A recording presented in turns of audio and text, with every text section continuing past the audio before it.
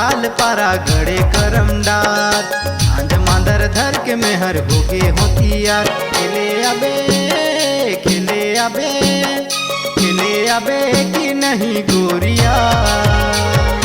आज के करम जोरदार खेले आबे कि नहीं गोरिया रस है करम जोरदार।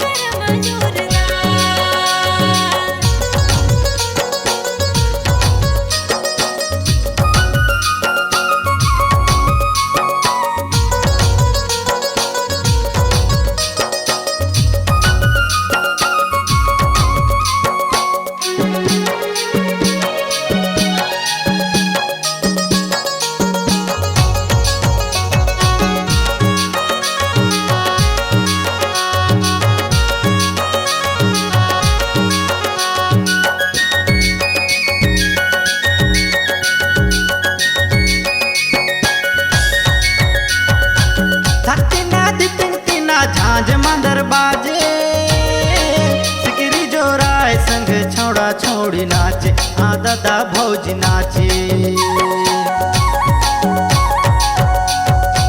थकती ना दिखती ना झांझ मंदर बाजे सिकरी जोराय संग छौड़ा छौड़ी नाचे हाँ दादा भौजी नाचे महुआ के झोर तन की धीरे धीरे ढार महुआ के झोर तन की धीरे धीरे ढार खेले आबे खेले आबे खेले आबे कि नहीं गोरिया आज के करमा जोरदार खेले आबे कि नहीं गोरिया माते है करमा जोरदार।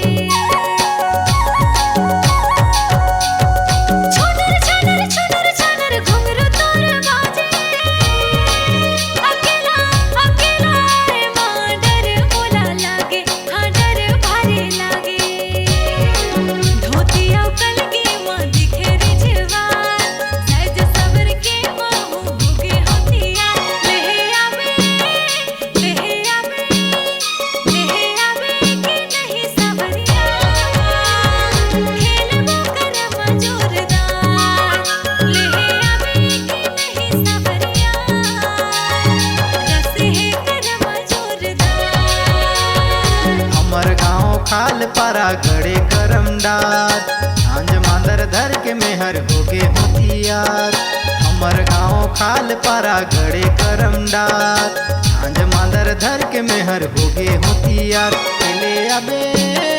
खेले आबे खेले आबे कि नहीं गोरिया